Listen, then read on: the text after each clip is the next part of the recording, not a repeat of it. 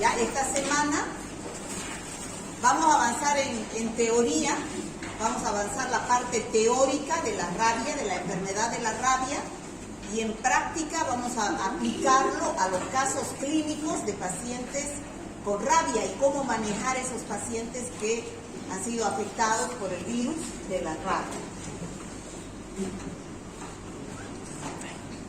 Ya, ustedes saben, han escuchado, me imagino, hablar de la rabia.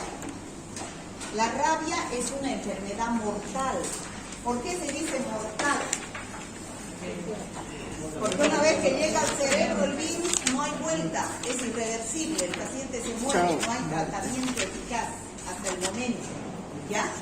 El virus pertenece a la familia Rhabdoviridae, tipo Lyssavirus, y la característica que tiene es que ataca al sistema nervioso central. O sea que es un virus que produce alteraciones a nivel del sistema nervioso central. El virus de la rabia se transmite, o sea, ¿cuál es la fuente de infección? La saliva. Está en la saliva del animal con rabia o de la persona con rabia, porque también hay rabia humana, ¿no es cierto? Y la persona que tiene rabia también puede transmitir, ser una fuente de infección a través de su saliva para otro ser humano. Ya está en la saliva del animal mamífero de sangre caliente y de pelo enfermo de rabia. ¿A través de qué? De una mordedura, porque la mordedura hace una herida, ¿no? Abre una puerta de entrada y además que deposita los virus ahí que están en su saliva, ¿no es cierto? A través de una mordedura, una lamedura. ¿Por qué? Al lamer, por la que los virus están en la saliva y puede tener una microherida también el virus, o un arañazo, ¿no? Un arañazo, porque al arañar también hace una puerta de entrada. ¿Quiénes pueden ser los transmisores de la infección? Pueden ser animales que viven en el área urbana, como perros, gatos, entre los más importantes. Pero también silvestres, que son los murciélagos, los zorros, los felinos, los monos, o animales también que viven en el área rural, ¿no es cierto? Los ovinos, equinos, bovinos, los gamélidos, que son los caballos, ¿no? Las llamas. ¿Cómo es el ciclo de transmisión de la rabia? La rabia silvestre, bueno, hay rabia animal y rabia humana, como dijimos. La fuente de infección puede ser el animal silvestre o doméstico, o puede ser el humano infectado, ¿no? ¿Cuáles son los silvestres? Los zorros, los monos, ¿no? O también pueden ser en la rabia urbana los perros o los gatos, o también pueden ser los bovinos, ovinos, caprinos, como dijimos, y llegar en última instancia al hombre y producir la rabia humana. El virus ingresa a través de una herida y va avanzando a través del sistema nervioso, y su sitio blanco de acción es el cerebro. O sea, tiene que llegar al cerebro. Ese es su fin, para producir la enfermedad. Entonces, desde el sitio de acción, este es el paciente. Digamos que la mordedura haya sido en el pie, tiene que avanzar hasta llegar al cerebro. O la mordedura haya sido acá, entonces tiene que avanzar al cerebro. O la mordedura haya sido acá, avanza al cerebro. Entonces, ¿cuál será más grave? Mientras esté más cerca del cerebro es más grave. ¿Por qué? Porque el tiempo de incubación es menor. ¿Y por qué el tiempo? O sea, mientras esté avanzando el virus a través del sistema nervioso, ese es el tiempo de incubación, ¿no es cierto? Podemos hacer algo, evitar que llegue al cerebro. Porque una vez que llega al cerebro, ya les dije, es irreversible. No hay tratamiento, el paciente se va a morir, ¿ya? Pero si nosotros hacemos el tratamiento en ese transcurso que está yendo al cerebro, el suero, la vacuna o el suero antirrábico. Entonces podemos neutralizar al virus y evitar que llegue al cerebro. Por eso se dice que es más grave, este virus avanza a razón de 3 milímetros por hora. Por eso es que el tiempo de incubación, mientras más lejos esté en las extremidades inferiores, esté del cerebro, el tiempo de incubación va a ser más largo y el riesgo va a ser menor. ¿Por qué? Porque vamos a tener más tiempo de hacer un tratamiento eficaz. ¿Se entiende, chicos? Sí. Por eso que cuando la mordedura es en la cara, extremidades superiores, en el cuello, en la cabeza, es de mucho cuidado. El tratamiento tiene que ser inmediato. Este es el virus de la rabia. Es un virus que tiene forma de bala, o sea, morfología helicoidal, porque el ácido nucleico está acá y es un ácido nucleico que es ácido ribonucleico, ARN de la familia Rhabdoviridae. Ya, este es el virus. El virus se replica. Ya ustedes saben qué es replicación. A ver, niña, ¿usted qué es replicación? La de blusita amarilla.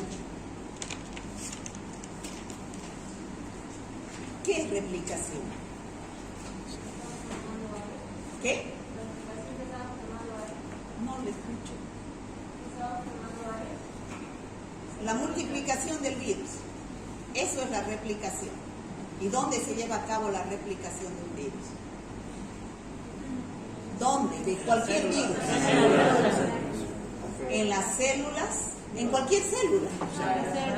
En cualquier célula. En este caso, las células musculares. ¿No es cierto? Entonces, el virus ingresa a la célula muscular, ingresa su ácido, es igual que la replicación que hemos visto en la primera clase. Deja su ácido nucleico, que es el ARN, quien va a mandar un mensaje genético a la célula para que la célula empiece a sintetizar los componentes del virus y la célula empieza a producir los ácidos ribonucleicos y las cápsides por separado. Y después se produce el ensamblaje de cada ácido nucleico con su cápside. ¿Se acuerdan que ya vimos eso en la primera clase? Y se forman nuevos virus que salen de la célula y la célula se destruye. Así sucede la replicación del virus de la rabia. Bueno, como les decía, el virus está en la saliva de los animales infectados y se transmite a través de una mordedura cuando el animal está con rabia o un arañazo, una lamedura, ¿no? ¿Y cómo es el mecanismo de transmisión? El virus penetra en la piel a través de la herida, que es la puerta de entrada. Este es el ciclo epidemiológico de la infección. Se replica en las células musculares por donde está ingresando de la herida. Por eso se dice cuando hay la mordedura de un animal, hay que ir inmediatamente al médico. ¿Pero qué deberían ustedes aconsejar? Lavar la herida. Lo más importante es en ese momento mismo lavar la herida con agua y jabón. Y algunos dicen hasta con cepillo, ¿no? ¿Por qué? Porque se replica, se está replicando el virus en las células musculares. Entonces, al lavar, vamos a disminuir la carga viral. Va a haber menos virus que se trasladen a través de los nervios hacia el cerebro. Entonces, se replican en las células musculares, surgen nuevos virus, aumenta la dosis infectiva, va avanzando a razón de 3 milímetros por hora, la médula espinal, y su fin es llegar al cerebro. En todo este trayecto hasta que llega al cerebro, como les dije, se produce ese tiempo de incubación. ¿Ya? Mientras más largo sea ese tiempo de incubación, más largo el trayecto de avance del virus, Entonces hay más tiempo de poder actuar y evitar que se llegue a una encefalitis a causa de que el virus llega al cerebro. ¿Ya? Cuando ya llega al cerebro se produce la encefalitis y no hay vuelta que dar. Entonces no se queda ahí el virus. A través de los troncos nerviosos va a las glándulas salivales, por eso es que la transmisión está en la saliva. ¿Ya? A la médula suprarrenal, donde se produce la degeneración y necrosis, destrucción celular. ¿Ya?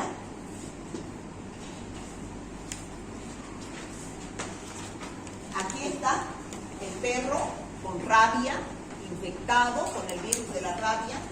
El virus está en su saliva, produce una mordedura, la puerta de entrada. El virus se replica en las células del lugar de la herida, las células musculares.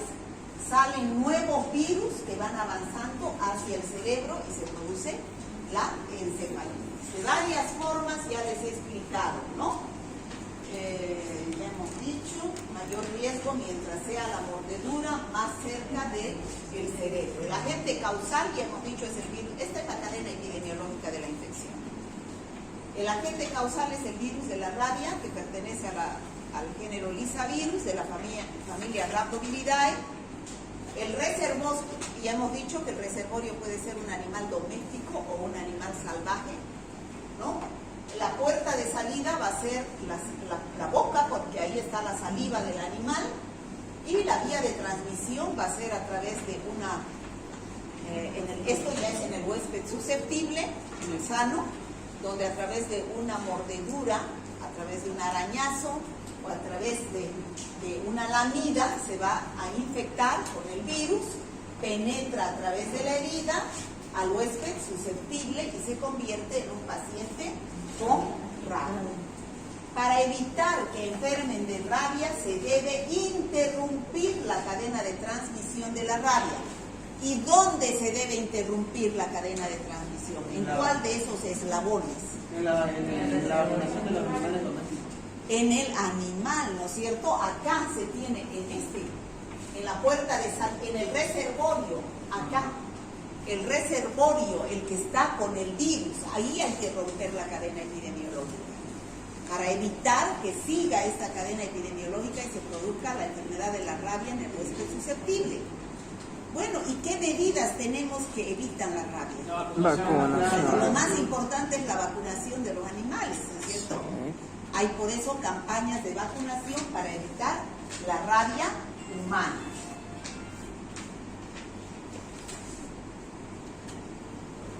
Bueno, la rabia transcurre ustedes saben que toda enfermedad tiene su proceso, periodo de incubación, que es el tiempo que transcurre desde que ingresa hasta que se presenta el primer signo o síntoma, periodo prodrómico, periodo de estado. Bueno, aquí no hay periodo de recuperación, ¿no? Si llega al cerebro no hay periodo de recuperación. Entonces el periodo de incubación puede ser de 1 a 3 meses, dependiendo del lugar de la mordedura, de la puerta de entrada, ¿no es cierto? Ya. Generalmente en ese periodo el paciente no siente ningún signo o síntoma, es asintomático. Ya hemos dicho que las mordeduras que están cerca de lugares del cerebro evolucionan más rápido porque es menos el trayecto que tiene que avanzar el virus. ¿Ya? Entonces, en el periodo prodrómico dura de 2 a 10 días, más o menos una semana. Bueno, y ustedes saben que un periodo prodrómico es con signos y síntomas inespecíficos. ¿Qué es lo que tiene el paciente? Parecido a la gripe. Todas las infecciones virales se parecen a la gripe, ¿no? Dolor y parestesia a nivel de la herida, que ya está cicatrizando. ¿Qué es parestesia? Dolor en el lugar de la herida y adormecimiento en el lugar de la herida. Nada más, ¿no? Pero después sigue avanzando el virus y llega al cerebro. ¿Cuánto tiempo dura? 2 a 7 días. O sea, es rápido que el paciente, su periodo neurológico, cuando ya llega al cerebro. Ahí está el periodo de estado. Entonces, este periodo de estado es el periodo neurológico de la rabia, ¿no? Donde ya se manifiestan los signos y síntomas típicos de la rabia. Algunas veces los pacientes llegan al hospital ya en este periodo, ya no hay nada que hacer. ¿Qué siente el paciente? Ansiedad, confusión, delirio, hidrofobia. ¿Qué es hidrofobia?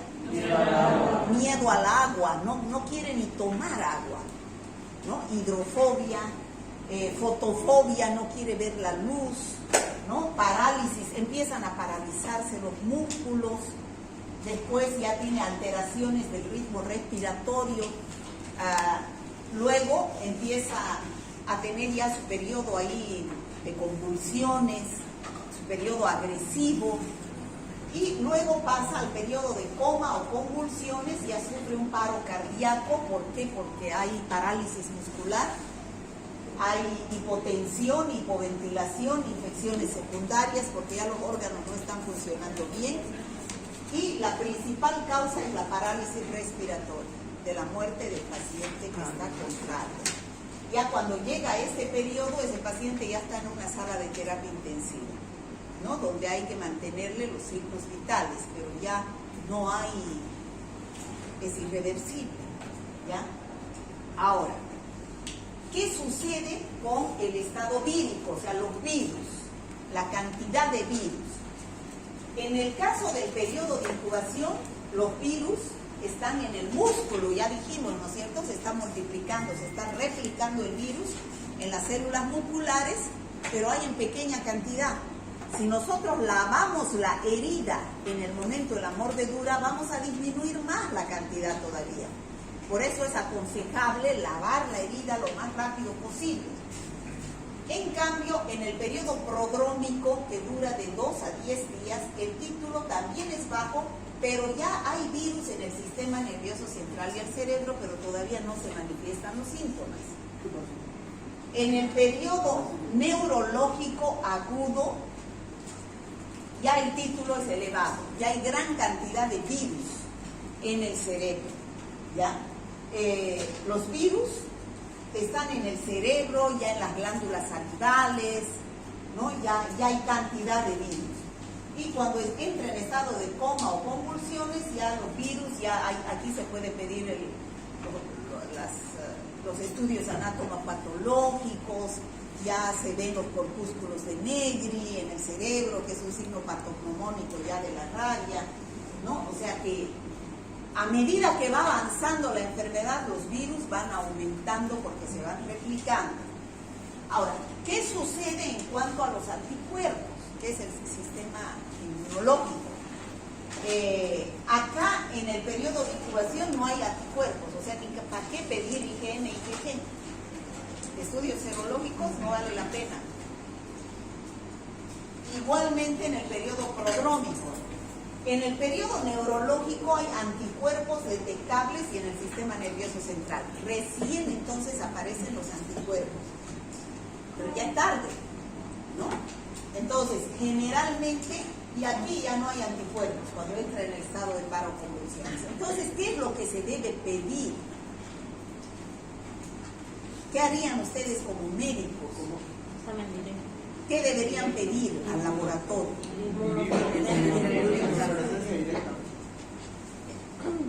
Estado virológico o que es estado inmunológico es negativo, no hay para qué pensar en estudios serológicos, ¿no es cierto? Entonces, ¿qué es lo que hay que pedir? Ya cuando el paciente ya está en periodo neurológico, o sea, generalmente el diagnóstico es epidemiológico y clínico. Epidemiológico porque hay el antecedente que fue mordido por un perro. Estaba con rabia porque el perro se murió a los 10 días, ¿no? O sea que eso es lo que hay que preguntar. Entonces, aquí para aumentar un poquito lo que dijimos ya, el periodo de incubación, que es de 1 a 3 meses, el virus se multiplica en las células musculares, que es la puerta de entrada. Ese periodo de incubación es muy largo, Dependiendo del lugar de la mordedura, no hay manifestaciones clínicas, solamente dolor en el lugar de la herida, parestesias. Luego empieza el periodo de inicio, que es el periodo prodrómico, que puede durar de 2 a 8 días.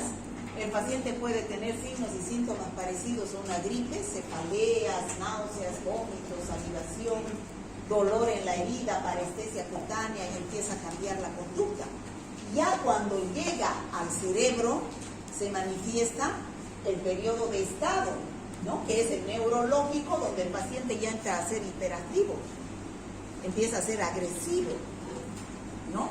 Hay rigidez de nuca, hipersalivación, empieza a babear, igual que los animales, empiezan a babear, entra en convulsiones, parálisis, coma y muere por paro cardiorrespiratorio, así, ¿no? Eso, ya hemos visto la clínica. El paciente va a tener fiebre continua, excitación frente a cualquier estímulo. ¿Cuáles son los estímulos que lo enloquecen al paciente? La luz, el agua, ¿no? Yo he visto una película una vez donde había rabia humana. Al hombre lo tenían amarrado ahí y le echaban agua y era, lo enloquecía, era como una tortura que le echen agua, ¿no? Sensible a los ruidos, a la luz, empieza a convulsionar, espasmos dolorosos,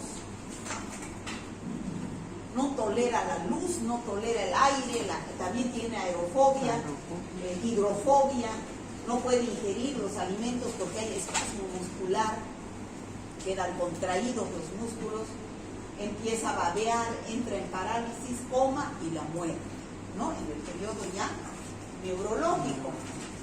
El perro es el animal que está más cercano al hombre, porque nosotros tenemos que estudiar la rabia humana, porque estamos estudiando medicina. En veterinaria se dedicarán más a la rabia animal, ¿no? Pero el perro es la fuente de infección más cercana al hombre, el perro, el gato, ¿no? Los perros pueden contagiar a otros a los 3 a 5 días antes de la aparición de los primeros síntomas de la enfermedad. Bueno, ¿y cómo se manifiesta en el perro? Digamos, aquí tenemos un perro con rabia y muerde a un perro sano. Lo introduce el virus a través de la herida, empieza a replicarse y después de un periodo de incubación de 30 a 60 días, el perro empieza a manifestarse en 3 etapas. La rabia. Primero es la fase melancólica, llamada también en otros libros la rabia muda, se dice. ¿Qué es lo que siente el perro? Empieza a tener fotofobia, conducta esquiva. El perro se esconde, no es agresivo cuando está en ese periodo, ¿ya? Luego empieza la fase agresiva, ¿no? Ya el perro se vuelve agresivo, dificultad ya tiene para tragar, empieza a babear, ¿no? Saliva en exceso, excitación, se vuelve agresivo. Y después la tercera etapa es la fase paralítica. Ya empieza, ya no puede ni caminar, no puede levantarse, ya las extremidades posteriores ya no le responden y convulsiona y muere, ¿no? Esas son las etapas de la rabia. Aquí está la rabia en los animales. Fíjense, la primera etapa es la rabia muda o fase melancólica, donde se dice que el animal huye de su amo, se esconde en lugares oscuros, empieza a cazar, dice, moscas imaginarias, ¿no? Entonces ya en la segunda etapa ya se vuelve agresivo, incluso puede morder a su amo. Y en la tercera etapa ya sus extremidades ya no le responden porque entra en una fase de parálisis y muere, ¿ya? ¿Qué es el periodo de incubación? Ya hemos dicho, es el tiempo que tarda la enfermedad en manifestarse desde el momento de que el virus ingresa al organismo a través de una mordedura, un arañazo, hasta el momento que se presentan los primeros síntomas, ¿no? Entre 10 días a 8 semanas, pero la saliva de los perros es infecciosa 10 días. Por eso es que se observa cuántos días al animal. ¿Cuántos días hay que observar al animal después de una mordedura? 10 días. ¿Ya? 10 días antes de la presentación de los primeros síntomas. Esa es la vigilancia epidemiológica. Pues ustedes, cuando venga un paciente y les diga, mire, me mordió, fuera de hacer el tratamiento en la herida, evaluar el lugar de la herida para ver si se va a dar vacuna o hay que hacer seguimiento al perro. ¿No? Si es un perro conocido, hay que decirle, observe al perro si no se muere antes de los 10 días. ¿No? Si es un perro desconocido, bueno, pues hay que correr ese riesgo y aplicar todo el esquema de tratamiento, vacuna y antisuero. Porque si no, ¿cómo vamos a saber si es un perro desconocido? Bueno, aquí tenemos los cambios de conducta en el perro, lo que ya les dije, se aleja, busca el hogar oscuro, desconoce a su amo, no come, no bebe, después ya aquí empieza la fase de agresividad, excitado, ojos enrojecidos, mirada extraviada, aullidos permanentes, agresividad constante, babeo abundante, y aquí está la fase paralítica, ¿no? Que empieza en las extremidades posteriores, va caminando así en zigzag y después sobreviene la muerte. Bueno, ¿qué es lo que hay que hacer? ¿Qué es lo que debemos hacer para evitar la rabia? ¿Cuáles son los tipos de profilaxis? Depende. Preexposición, ¿qué quiere decir? Que todavía no me ha mordido el perro o el gato, pero estoy en riesgo. ¿Quiénes son? Hay un riesgo ocupacional o profesional o recreativo. ¿Quiénes son los que están en riesgo? Los médicos veterinarios, los que trabajan con animales, los laboratoristas, capturadores de perros, viajeros a zonas. Entonces, dice que se deben vacunar las 3 dosis hoy día, a la semana y a las 4 semanas, y un refuerzo a los 90 días posteriores, ¿no? Esto es un personal de riesgo. Si es que ha mordido el animal, se utilizará en caso de agresiones por animales domésticos y animales silvestres. Ya eso hay que evaluar. Ustedes son los que tienen que evaluar si es un animal doméstico, silvestre, o si es el lugar de la herida, para saber qué es lo que van a aplicar. En aquellos pacientes con reexposición, o sea, una doble mordida, antes de los 90 días, no se recomienda el uso de profilaxis, ni suero antirrábico si la profilaxis anterior fue completa, porque tiene anticuerpos que pueden neutralizar. Si vuelve a morder, estamos hablando. En pacientes vacunados anteriormente, con por lo menos 7 dosis continuas entre los 90 y antes del primer año de su vacunación, se aplicarán 3 dosis. Hoy día una, a las 2 y 4 después de la exposición, ¿no? O sea, 3 dosis, nada más cuando vuelve a morder el perro. Medidas, lo que les decía, lavar la herida con agua y jabón, aplicar iodopovidona y acudir inmediatamente al centro de salud más cercano para saber qué hacer. Ahora, el sitio de la mordedura, ya hemos dicho, es más peligroso en los lugares cercanos al cerebro. ¿Cuáles? Cabeza, cuello, cara, manos, ¿no? Y el tratamiento depende de la magnitud de la herida. Las lesiones profundas o múltiples, si hay más heridas, entonces hay mayor carga viral, porque hay mayor depósito de saliva en las heridas, mayor cantidad de virus, ¿no? Es más peligroso. Y dice que es más grave las mordeduras de animales silvestres. ¿Cuál es el manejo del paciente ante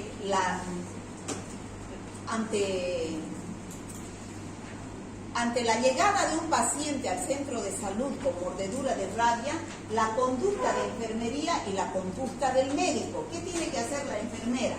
Llenar la hoja epidemiológica anotando la dirección exacta y teléfono de referencia. ¿Por qué debe anotar la dirección? ¿Por qué es importante? Para saber el lugar y explorar la zona. Para saber y ubicar el lugar donde está el foco de infección, para ir a actuar, aplicar medidas de control. Y el teléfono de referencia, ¿por qué? Para llamarlos y no va y no acude a recibir sus dosis, ¿no?, de vacuna. Tomar los signos vitales como presión, pulso y temperatura, peso, talla, edad, el estado vacunal, si tiene alguna vacuna antirrábica previa o suero antirrábico o vacuna antitetánica, ¿no? Eso es los datos que recaba la enfermera. ¿Qué hace el médico? El motivo de la consulta tiene que evaluar el tipo de conducta con el animal sospechoso. Si ha sido una mordedura, si ha sido un arañazo, si ha sido una lamedura y las características del animal sospechoso. Siempre ustedes deben preguntar, ¿lo conocen al perro? ¿Tiene vacunas el perro?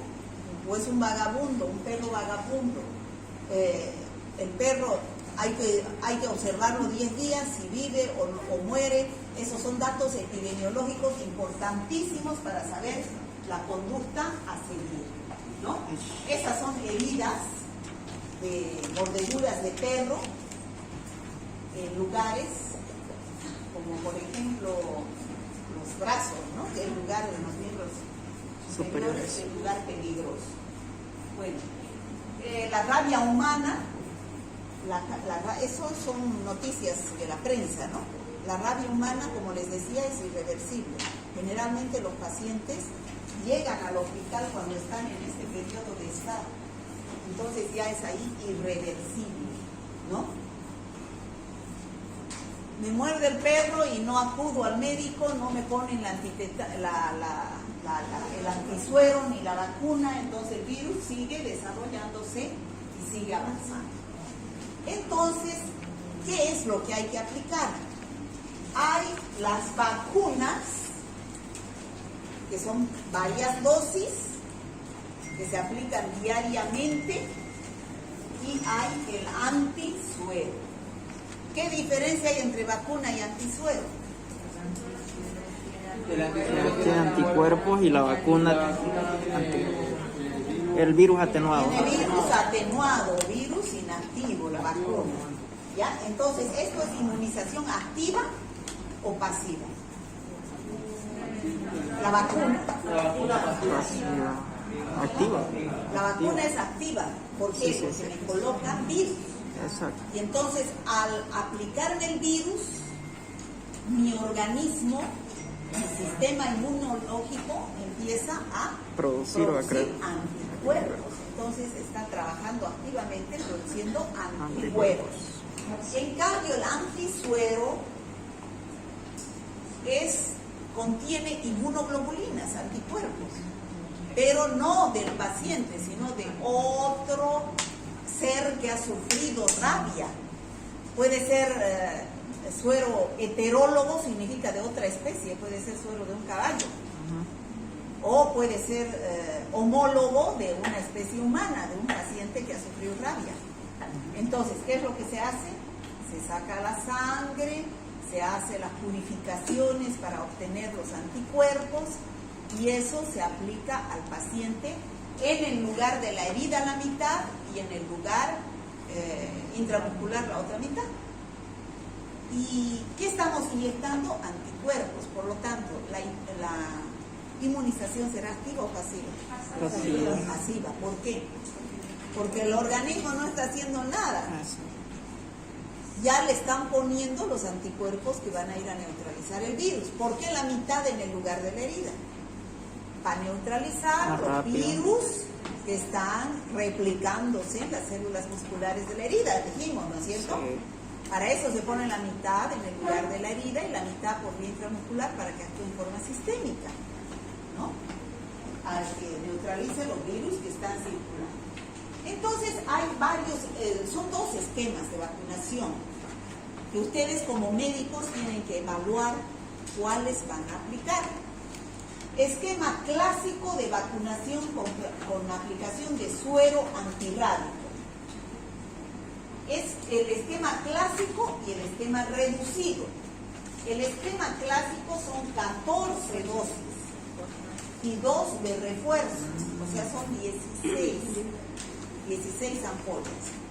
que se colocan una cada día hasta el día 14. Después del día 14 se espera 10 días y se coloca la primera de refuerzo. Se esperan otros 10 días y se coloca la otra dosis de refuerzo.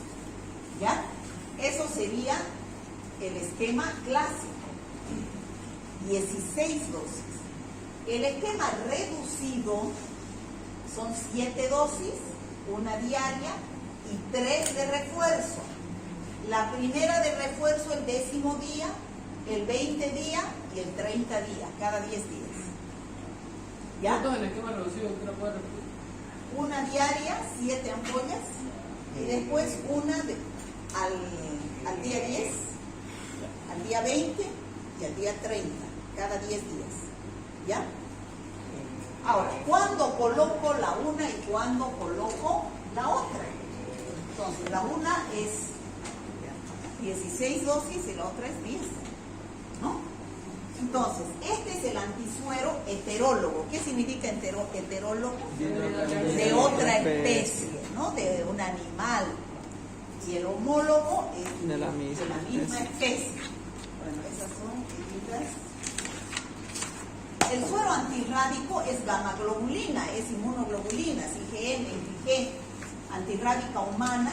El heterólogo viene de 40 unidades internacionales por kilo, se aplica en el lugar de la herida y el resto intramuscular.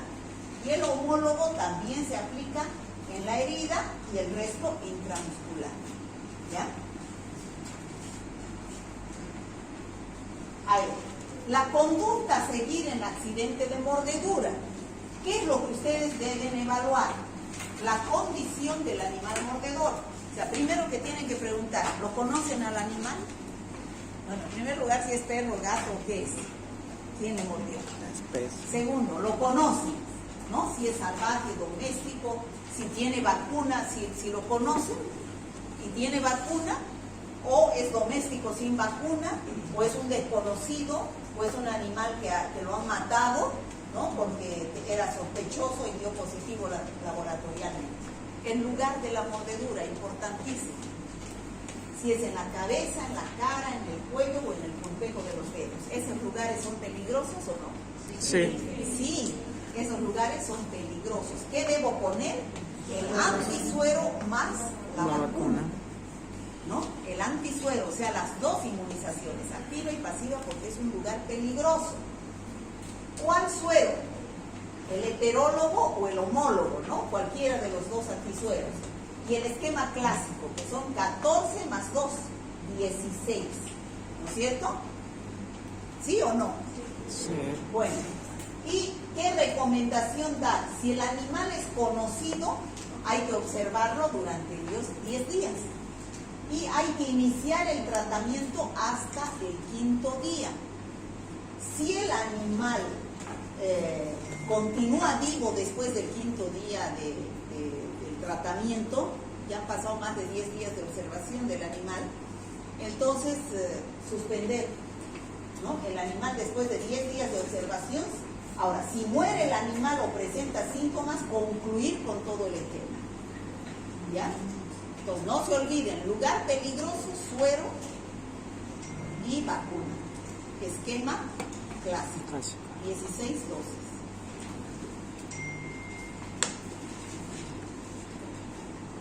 Ahí, en esos lugares, ¿no?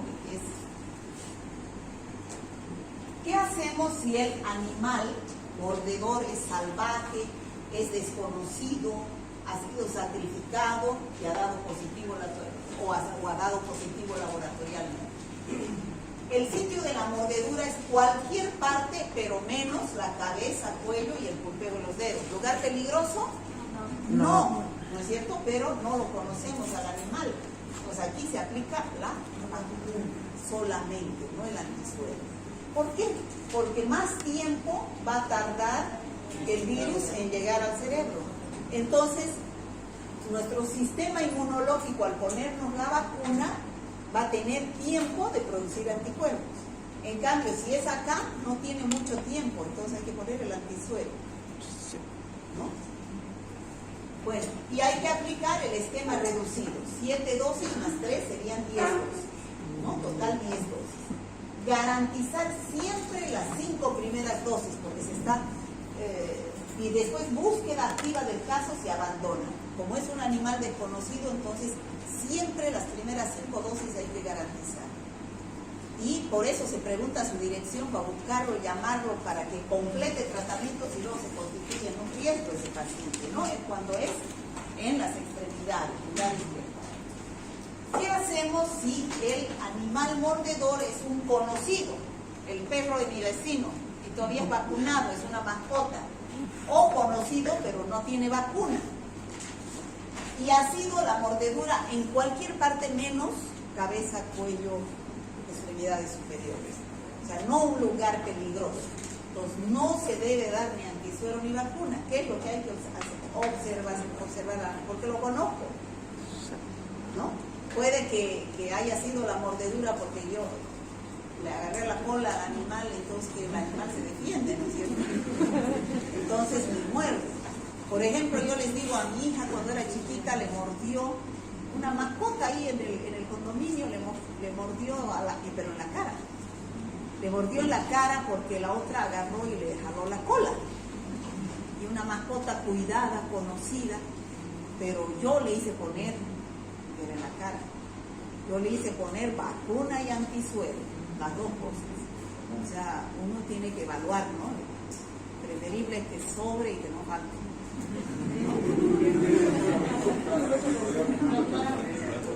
Sí o sí el animal va a morir en 10 días aproximadamente. Claro.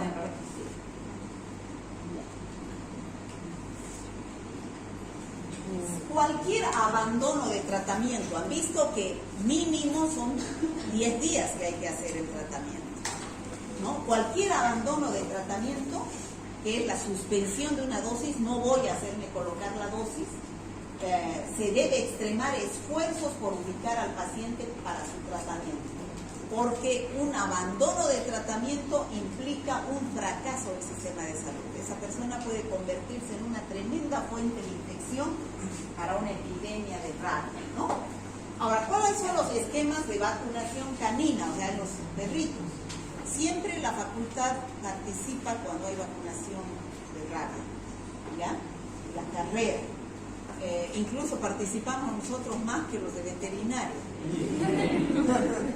¿Por qué? Porque es para prevenir la rabia humana, ¿no?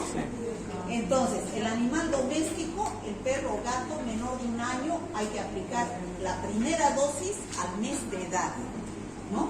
La segunda dosis a los 3 meses, la tercera dosis a los 6 meses y la cuarta dosis al año de edad, y después cada año ir colocándoles la vacuna antirrábica.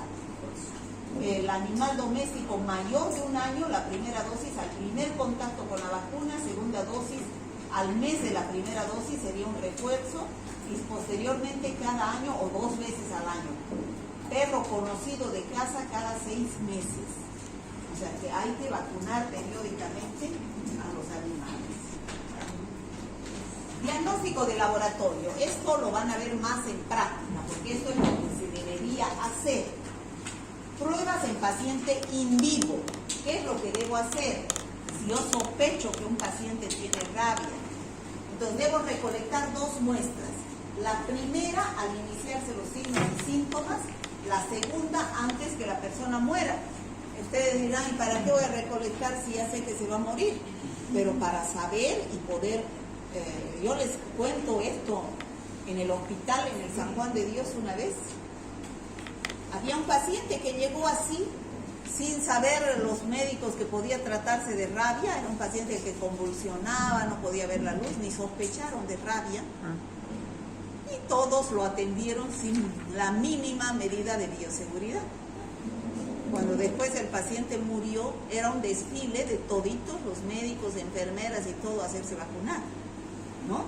Entonces, antes de que la persona muera, hay que hacer una impronta de córnea, de saliva, o biopsia de piel, o 10 folículos pilosos, que es donde se encuentra el virus, o también suero o líquido cefalorraquídeo, que son las muestras donde se va a buscar el virus por inmunofluorescencia directa, o sea, buscar al virus directamente aplicando la técnica de inmunofluorescencia, o por cultivo celular, aislando al virus, o también por PCR o un estudio histopatológico buscando los corpúsculos de Negri, que es un signo patognomónico, ¿no? Ahora, si el paciente se ha muerto o el perro se ha muerto, se puede realizar en humanos y animales. La muestra es llevar el cerebro, ¿no?, del animal, el encéfalo del animal, el cerebelo, el tallo encefálico en humanos, y hay que realizar una biopsia para buscar al virus por inmunofluorescencia, o los corpúsculos de Negri serán el signo patognomónico, ¿no? Buscar los corpúsculos de Negri por anatomía patológica, ¿no? Bueno, centros de vacunación de rabia en Santa Cruz. Son todos los centros de la red este, red sur, red centro, y todos los que están con rojo son de 24 horas, ¿no? Donde se puede acudir a la vacunación en casos de mordedura, ¿no? Bueno, estos son casos humanos que han habido de rabia, ya en pacientes en terapia intensiva.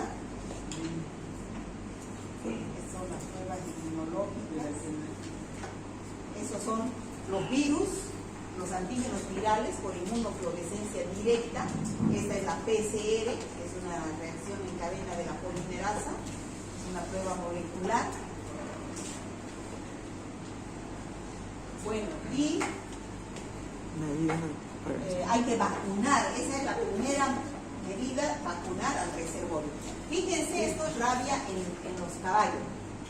Ya en la rabia paralítica, que es la tercera etapa, ya se paraliza, empieza la parálisis, ¿no? Ya no pueden ni levantarse. Esa es en las...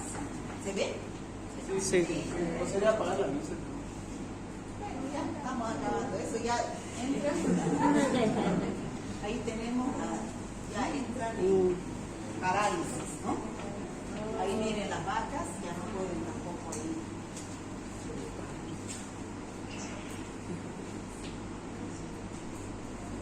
Rabia muda, la rabia agresiva, ya en la fase agresiva, en los gatos, en los murciélagos, y eso es la rabia, chicos. ¿Tienen alguna duda, pregunta?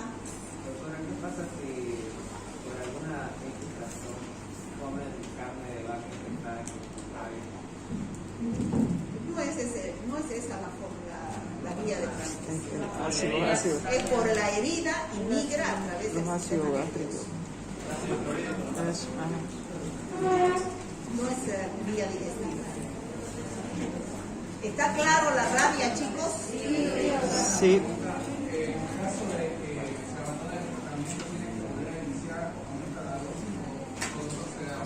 Tendrían que volver a iniciar desde el principio. Debe ser. Entonces yo he visto que se pone a veces las inyecciones en el abdomen. Se ponen en el abdomen y se ponen aquí en el deltoides. No se puede poner ahí. Cualquiera de los dos. Bueno, ¿alguna pregunta más, chicos?